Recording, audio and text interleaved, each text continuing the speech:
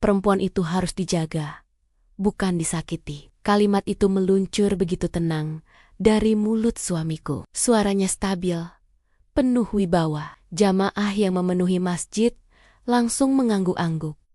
Beberapa bahkan berbisik kagum. Tepuk tangan kecil terdengar dari barisan depan. Ada yang tersenyum bangga, ada yang menatapnya dengan hormat. Aku duduk di sisi kiri, sedikit ke belakang, dengan mukena yang terasa semakin berat di bahuku. Kepalaku menunduk. Bibirku berusaha membentuk senyum yang pantas untuk seorang istri ustadz. Dari luar, mungkin aku terlihat damai. Istri yang mendukung suaminya, berdakwah. Istri yang bersyukur. Tapi di dalam hati, aku ingin menangis. Karena setiap kali kalimat itu diucapkan, dadaku justru terasa sesak. Yang teringat bukan rasa aman, bukan pelukan hangat, bukan perlindungan. Yang teringat adalah malam-malam panjang ketika aku duduk sendirian di ujung tempat tidur, menahan air mata agar tidak terdengar. Yang teringat adalah tatapannya yang dingin ketika pintu rumah sudah tertutup dan tak ada lagi jamaah yang melihat. Semua orang percaya dia lelaki paling lembut di kampung ini. Mereka melihatnya tersenyum pada anak-anak kecil. Mereka melihatnya menunduk sopan pada orang tua. Mereka mendengar ceramahnya tentang sabar, tentang kasih sayang, tentang tanggung jawab suami terhadap istri. Tapi mereka tidak melihat caranya menarik napas panjang ketika aku mencoba bicara. Mereka tidak mendengar nada suaranya yang berubah datar saat kami hanya berdua. Di atas mimbar, dia kembali berkata, istri itu amanah, amanah yang harus dijaga kehormatannya. Aku menelan ludah. Amanah. Kata itu terdengar indah, tapi entah kenapa di telingaku terasa seperti beban. Sejak hari pertama menikah, aku lebih sering merasa seperti tanggung jawab yang harus dikontrol, bukan pasangan yang diajak berjalan bersama. Aku masih ingat malam pertama setelah akad. Semua orang bilang aku beruntung menikah dengan ustaz muda yang dihormati, yang tutur katanya lembut, yang masa depannya cerah. Ibuku bahkan menangis haru, menggenggam tanganku erat. Kamu aman sekarang, katanya waktu itu. Aman. Lucu sekali ya, karena justru sejak saat itu, aku mulai sering merasa tidak benar-benar aman. Bukan karena ada bentakan, bukan karena ada kekerasan yang terlihat. Tidak ada piring pecah, tidak ada suara keras yang membuat tetangga curiga. Yang ada hanya jarak, jarak yang tidak terlihat, tapi terasa. Seperti sekarang, dari tempat dudukku, aku menatap punggungnya yang tegak di atas mimbar. Suaranya mengalun lembut, penuh keyakinan.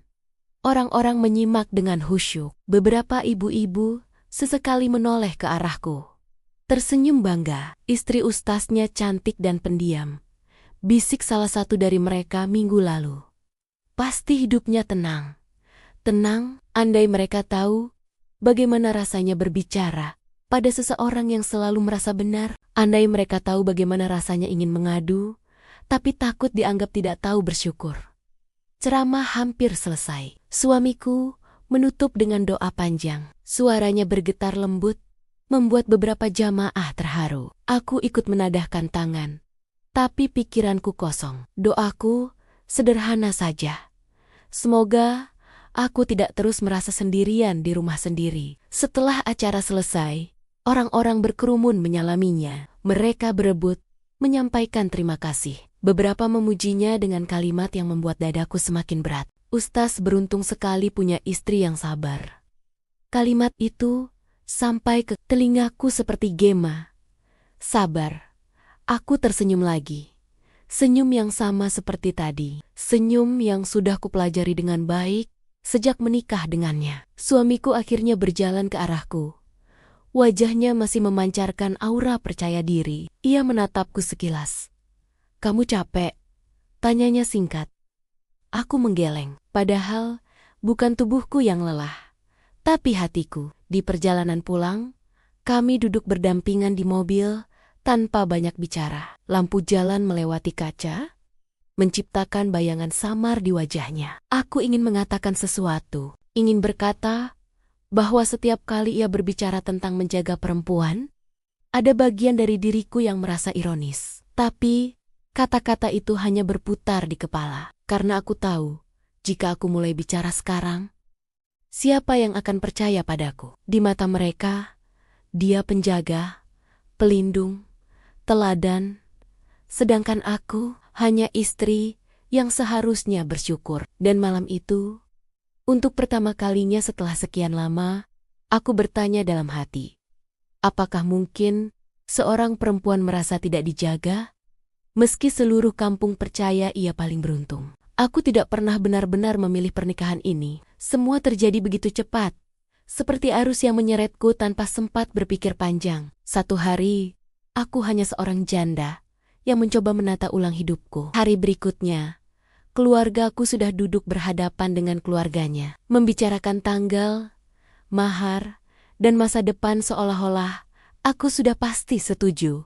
Katanya demi kebaikan keluarga. Katanya, aku butuh perlindungan. Katanya, kesempatan seperti ini tidak datang dua kali. Sebagai janda muda, namaku memang sering jadi bahan bisik-bisik. Kemana aku pergi, selalu ada tatapan yang terasa menilai. Mungkin itulah sebabnya, ketika seorang ustaz yang dihormati datang melamar, semua orang seperti melihat solusi yang sempurna.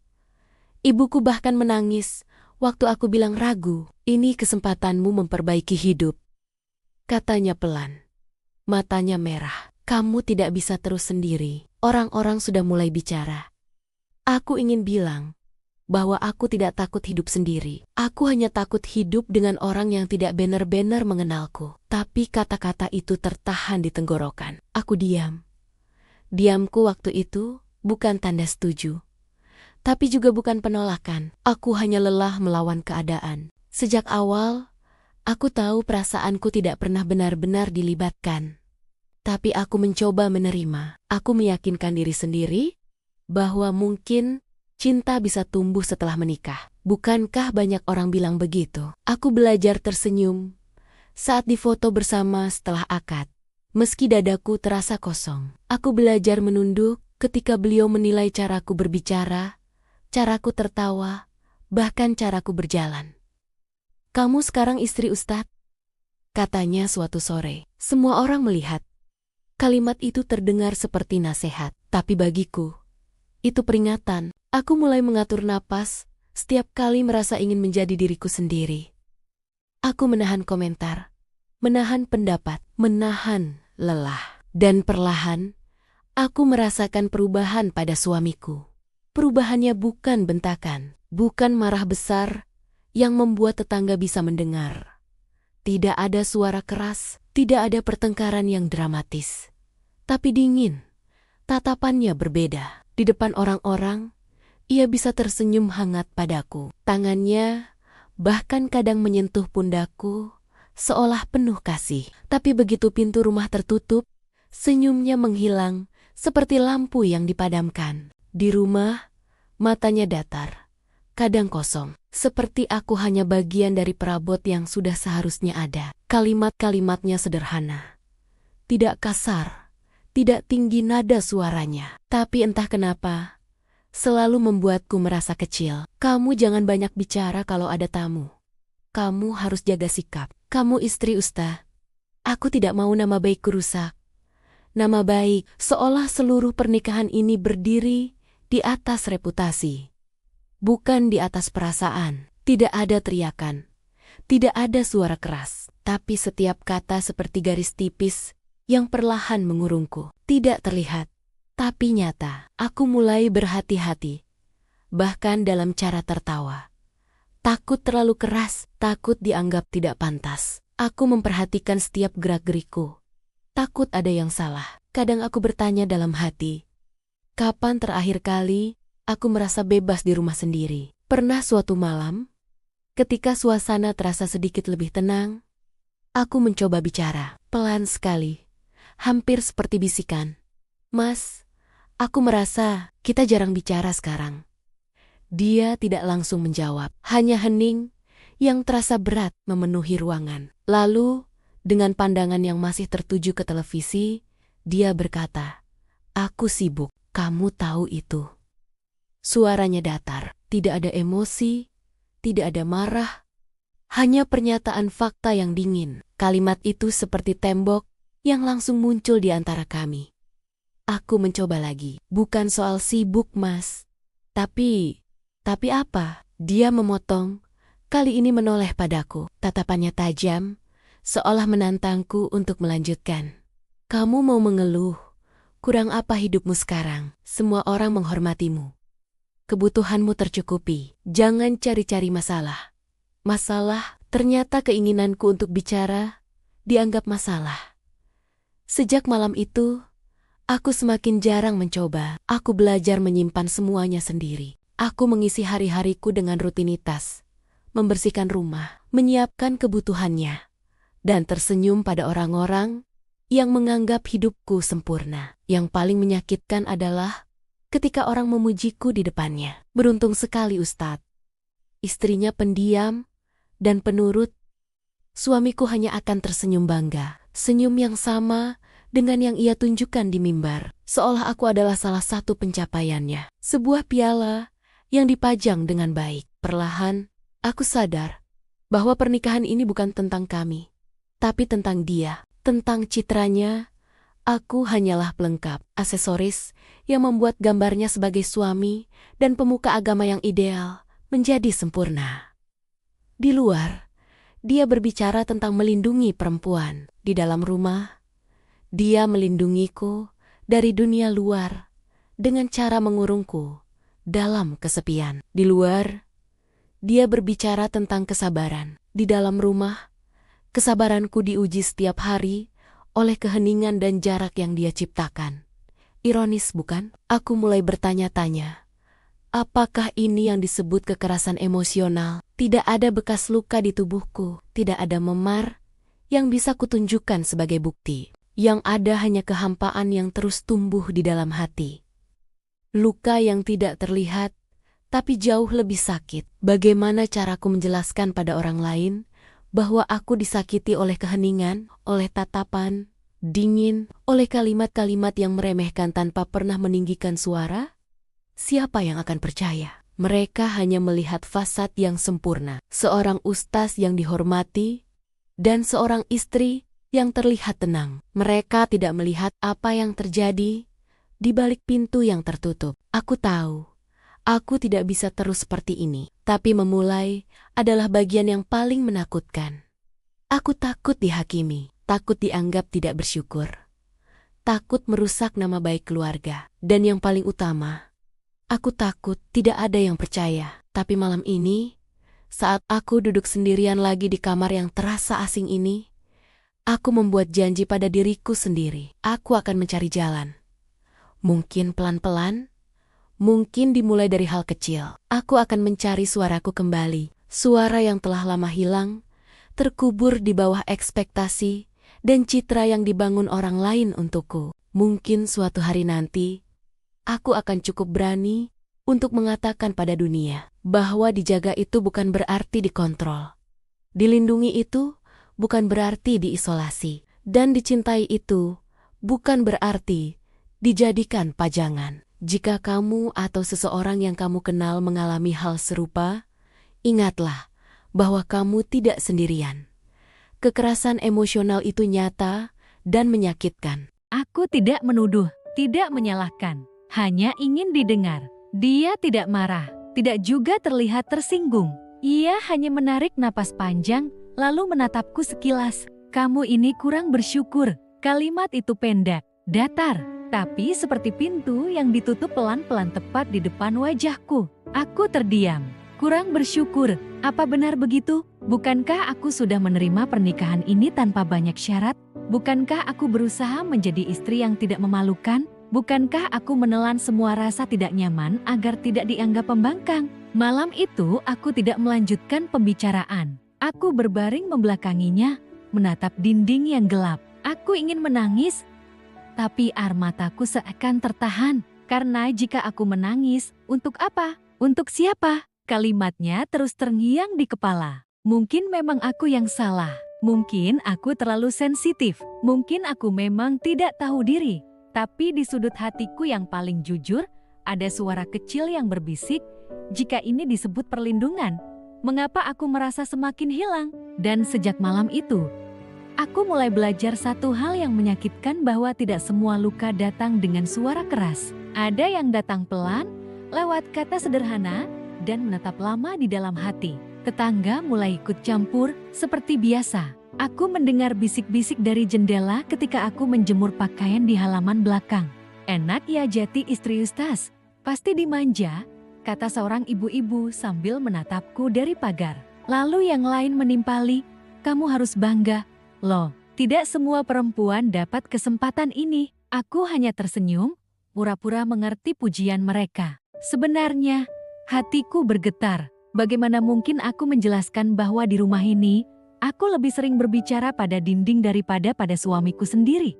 Bahwa kata-kata yang keluar dari bibirku ketika menanyakan kabarnya, tentang hari-hariku, tentang lelahku, jarang diterima atau dibalas dengan hangat. Aku tahu, jika aku buka mulut, semua orang akan menertawakanku di balik senyum sopan mereka. Ibu mertuaku sering datang tanpa mengetuk, masuk ke dapur sambil menatap lihat rak piring, sendok garpu, dan cara aku melipat pakaian. Matanya seperti kamera yang menilai setiap gerakanku. "Kamu ini harus lebih lembut, jangan kelihatan galak. Nanti orang pikir anak saya tidak bisa mendidik istri," katanya suatu sore. Aku mengangguk pelan. Aku tidak pernah merasa galak. Aku hanya lelah. Lelah dengan segala tuntutan yang diam-diam ditekan ke pundakku. Lelah harus selalu terlihat sabar, selalu tampak patuh. Setiap komentar, sekecil apapun, membuatku merasa salah dan tak berdaya. Satu malam, setelah pengajian besar di masjid, aku memberanikan diri lagi. Hatiku berdebar, suara hampir hilang ketika aku mengucapkannya. "Mas, boleh nggak kita bicara?" Suamiku sedang melepas peci, wajahnya masih bersinar setelah dipuji jamaah. Aku menunggu beberapa detik sebelum ia menatapku. "Soal apa?" Jawabnya datar, singkat, tanpa ada senyum. "Soal kita," kataku, menelan ludah. Suaraku gemetar, seolah kata-kata itu bisa pecah menjadi serpihan yang menyakitkan. Ia terdiam beberapa detik, lalu duduk di kursi dekatku. Aku mencoba menatap matanya, mencari secercah kehangatan. Tapi yang kutemukan hanyalah ketegasan yang dingin, bukan amarah, bukan perhatian, hanya sesuatu yang lebih berat. "Kita baik-baik saja," katanya. Sekilas terdengar menenangkan, tapi bukan untukku. Kata-kata itu bukan jawaban, hanya penghalang yang membuatku semakin merasa tersisih. Aku menarik napas pelan. "Mas, aku merasa sendiri," bisikku, hampir seperti permohonan. Dia menatapku lama, matanya tajam tapi kosong.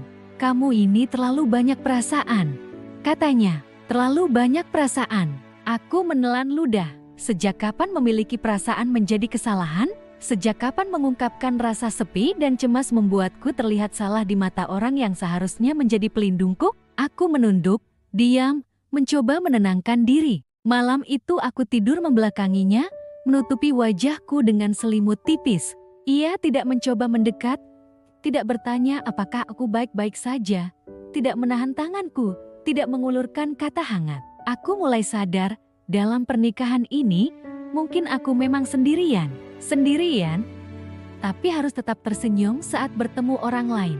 Sendirian, tapi diharapkan tetap terlihat bahagia. Sendirian, tapi dipuji karena sabar, padahal sabar itu hanya perisai agar tidak terlihat hancur dari luar. Di dalam diamku, aku mulai menanyakan sesuatu yang menakutkan. Apakah semua perempuan menikah hanya untuk dilihat oleh orang lain, untuk menjadi penopang citra, sementara hati mereka sendiri tersisih? Aku tidak tahu jawabannya. Yang ku tahu hanya satu, sendirian atau tidak. Malam itu aku menangis tanpa suara, membiarkan kepedihan merayap perlahan ke seluruh tubuh, menandai malam yang panjang dan berat. Malam di mana aku belajar bahwa perasaan bisa menjadi beban yang tidak pernah diakui, bahkan oleh orang yang seharusnya paling memahami. Hari itu pengajian di rumah berlangsung meriah. Banyak tamu datang dari pagi, sebagian duduk di ruang tamu, sebagian lagi di teras, beberapa anak-anak berlarian di halaman.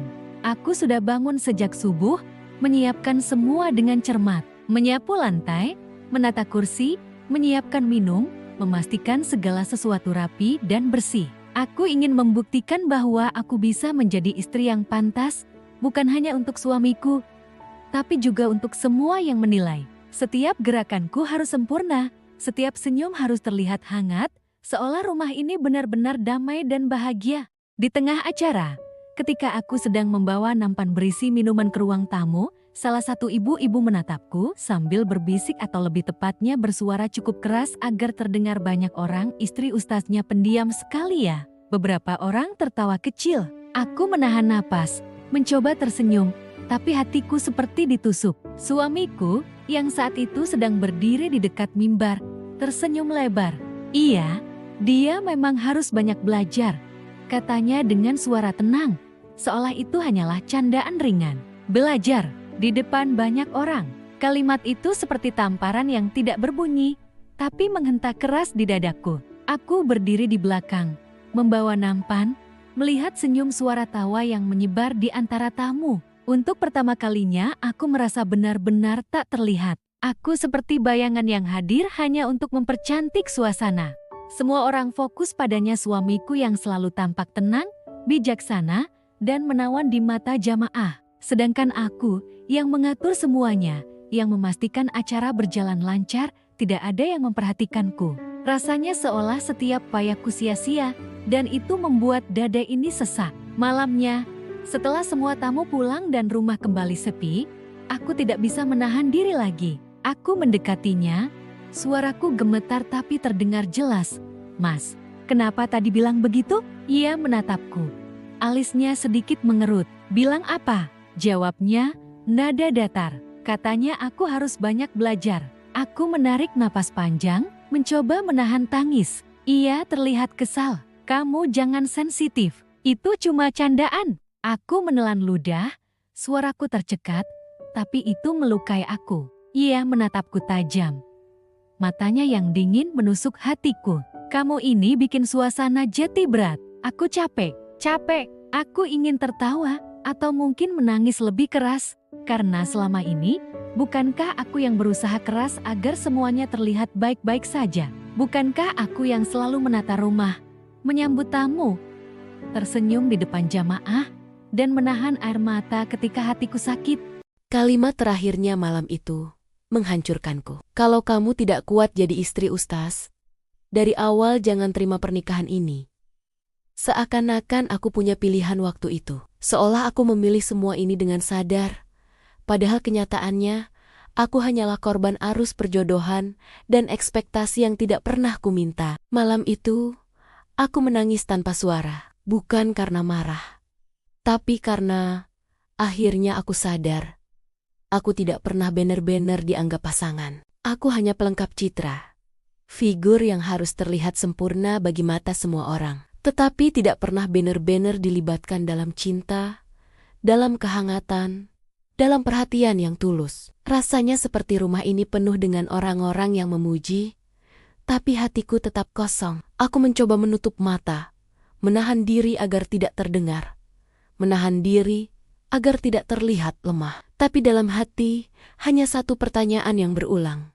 Apakah aku akan selalu menjadi hiasan yang diam saja? Apakah suamiku akan selalu melihatku sebagai sosok yang seharusnya patuh, yang seharusnya menahan diri, yang seharusnya sabar, tanpa ada kesempatan untuk menjadi diriku sendiri? Malam itu, aku belajar satu hal yang menyakitkan. Kadang hancur itu datang perlahan, dari kata-kata sederhana, dari tatapan datar, dan dari cinta yang hanya terlihat di luar, tapi tidak pernah benar-benar menyentuh hati. Beberapa hari setelah malam itu, aku berhenti mencoba menjelaskan perasaanku. Aku berhenti berusaha membuatnya mengerti apa yang aku rasakan. Berhenti mencari jawaban, berhenti berharap ia akan berubah. Bukan karena menyerah, tapi karena perlahan aku mulai mengerti sesuatu yang selama ini luput dari perhatianku sendiri. Aku menyadari bahwa selama ini aku menunggu dia melihatku, menunggu dia sadar, menunggu dia menyadari seberapa sepi dan rapuhnya hatiku di balik senyum yang kupaksakan. Tapi mungkin yang benar-benar harus berubah adalah caraku melihat diriku sendiri. Aku mulai berpikir, kalau aku terus menunggu validasi darinya, aku akan terus merasa hancur. Aku harus belajar berdiri sendiri. Bukan untuk melawan atau menuntut, tapi untuk menjaga diriku sendiri agar tidak tenggelam dalam kesepian dan rasa tidak dihargai. Dan pagi itu, ketika sinar mentari baru saja menembus tirai jendela kamar, aku memberanikan diri. Saat suamiku sedang bersiap berangkat mengajar, aku mengumpulkan keberanian dan berkata pelan, hampir seperti mencoba meyakinkan diriku sendiri, Mas. Aku mau ikut kursus menjahit. Dia berhenti menata jasnya, menatapku sebentar dengan alis terangkat. Jelas heran. Untuk apa? Tanyanya singkat. Aku menelan ludah, menatap lurus ke matanya, mencoba terdengar tegas, meski hatiku masih gemetar. Aku ingin punya kegiatan sendiri. Jawabku, tidak ada nada memohon.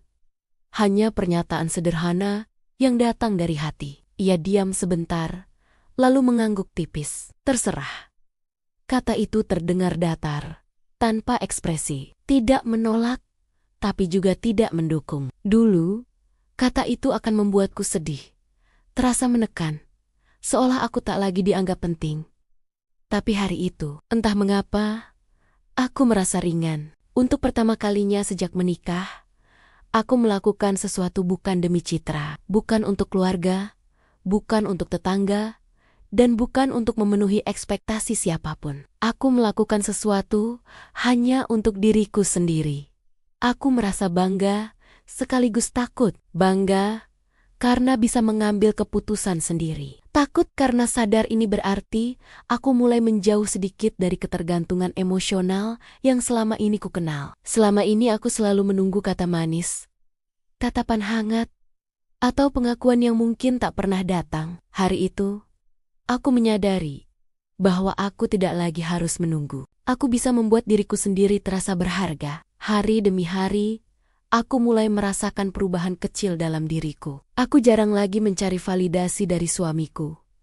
Jarang lagi menatap wajahnya untuk melihat apakah ia peduli atau tersenyum. Aku tidak lagi menunggu tatapannya yang mungkin tak akan datang, atau komentar yang mungkin akan terlambat dan dingin. Aku mulai belajar berdiri pelan-pelan, seperti daun yang perlahan menemukan akar sendiri setelah diterpa hujan deras. Bukan untuk melawan, bukan untuk membuktikan sesuatu pada siapapun, tapi untuk memastikan aku tidak tenggelam dalam kehampaan perasaan yang tidak pernah diakui. Aku mulai menata hari-hariku dengan caraku sendiri, menyisihkan waktu untuk belajar menjahit, membaca buku yang aku sukai, dan berjalan-jalan di sore hari tanpa rasa bersalah. Semua terasa sederhana, tapi bagi diriku, itu adalah revolusi kecil. Perlahan, aku mulai merasakan kekuatan yang dulu tidak aku sadari. Kekuatan yang muncul bukan dari pujian orang lain, tapi dari menerima bahwa aku berhak ada, berhak merasa bahagia, berhak menentukan langkah, tanpa harus selalu menunggu persetujuan orang yang seharusnya mencintaiku. Hari itu aku belajar satu hal. Berdiri sendiri bukan berarti menolak pasangan, bukan berarti membenci rumah tangga yang kubangun, tapi memastikan aku tetap ada dalam hidupku, utuh, tidak hilang di balik citra yang dipuja orang lain. Aku tersenyum sendiri, pelan, merasakan hati yang sedikit lega. Untuk pertama kalinya, aku tahu bahwa menjaga diri sendiri kadang lebih penting daripada menjaga image yang selalu dinilai orang lain. Aku mungkin masih menunggu hari-hari yang sulit, tapi aku tahu setidaknya, sekarang aku tidak akan tenggelam lagi. Sekarang, setiap kali aku duduk di barisan jamaah, menatap suamiku yang berdiri di mimbar, dan mendengar suara lembutnya berkata, perempuan itu harus dijaga. Aku tidak lagi merasa hancur. Kata-kata itu, yang dulu menusuk hatiku, sekarang terdengar berbeda. Mereka masih sama, tapi aku yang berubah. Aku sudah belajar melihatnya dengan cara lain, memahami bahwa bukan semua perlindungan datang dari orang lain, dan bahwa tidak semua cinta harus dilihat dari tatapan atau kata manis yang tak kunjung datang. Aku menatap sekeliling masjid. Jamaah terlihat khusyuk, beberapa menunduk saat mendengar ceramahnya, beberapa mencatat dengan serius. Suara-suara itu dulu membuatku merasa tak terlihat. Seperti aku hanyalah pelengkap dekorasi. Tapi sekarang, aku hadir di sana bukan untuk dianggap, bukan untuk dipuji, bukan untuk menyesuaikan diri dengan ekspektasi orang lain. Aku hadir sebagai diriku sendiri, sebagai seorang perempuan yang belajar berdiri, belajar menjaga hatinya, dan belajar menemukan kekuatan dalam kesendirian yang dulu menakutkan. Pernikahan ini mungkin tidak sempurna. Masih ada malam-malam ketika aku merasa sepi, ketika aku menatap lenggit-lenggit kamar dan bertanya dalam hati, apakah ada orang yang benar-benar mengerti? Tapi malam-malam itu tidak lagi menghancurkanku. Mereka hanya menjadi pengingat bahwa aku masih hidup, masih bisa merasakan, dan masih bisa memilih untuk tetap tegar. Aku tidak lagi merasa kecil, karena suamiku tidak menunjukkan perhatian yang seharusnya. Karena ibuku mertua mengkritik hal-hal sepele, atau karena tetangga ikut campur dan menilai setiap gerakanku. Aku tidak lagi merasa bersalah karena punya perasaan. Dulu, setiap air mata yang jatuh seolah salah, setiap keinginan untuk didengar dianggap kelemahan. Sekarang, aku mengizinkan diri merasakan sedih, marah, kecewa, bahkan kesepian. Semua itu adalah bagian dari diriku, bukan kesalahan. Aku mulai belajar bahwa menjaga diri sendiri kadang lebih penting daripada menjaga image yang dipuja orang lain. Bahwa kebahagiaan tidak bisa diwariskan, dipinjam, atau ditunjukkan sebagai pajangan di depan jamaah. Beberapa hari terakhir, aku menemukan kesenangan dalam hal-hal sederhana menjahit, membaca buku yang kusukai, berjalan di sore hari tanpa merasa bersalah. Aktivitas itu bukan untuk orang lain, bukan untuk dia, bukan untuk tetangga, bukan untuk nama baik yang selalu dijaga. Mereka hanya untukku. Rasanya aneh, tapi lega. Rasanya seperti menemukan udara segar setelah lama terjebak di ruang sempit yang penuh ekspektasi. Aku belajar tersenyum dengan tulus, bukan karena dipaksa, tapi karena aku mau. Kalau suatu hari nanti, aku benar-benar harus memilih jalan lain. Aku ingin melakukannya bukan karena takut, bukan karena tekanan, bukan karena hinaan atau bisik-bisik orang, tapi karena aku tahu nilai diriku. Aku tahu aku berhak hidup, berhak bahagia, dan berhak memutuskan untuk tidak tenggelam dalam bayangan orang lain. Dan jika kamu ada di posisiku, aku ingin kamu bertanya pada diri sendiri, apakah kamu akan tetap diam, menerima, dan menahan semua rasa sendiri? Atau kamu akan mulai menjaga dirimu sendiri, menemukan kekuatan yang selama ini tersembunyi? Aku akhirnya belajar satu hal yang mungkin sederhana, tapi berat untuk diterima. Nama baik seseorang bisa terlihat bersinar di luar, dipuji, dan dihormati. Tapi kebahagiaan kita, hanya kita sendiri yang bisa memperjuangkannya. Tidak ada orang lain yang bisa menjamin hati kita merasa aman, utuh, dan dihargai. Dan aku memilih untuk memperjuangkan itu sekarang. Pelan-pelan, tanpa gaduh, tanpa menunggu persetujuan orang lain. Karena aku sudah menemukan cara untuk berdiri, tidak tenggelam lagi, dan merasakan bahagia di tengah dunia yang menilai, mengamati, dan kadang tak mengerti. Aku menatap suamiku dari jauh, menatap jamaah, dan untuk pertama kalinya dalam waktu yang lama, aku merasa damai. Bukan karena orang lain, tapi karena aku sendiri.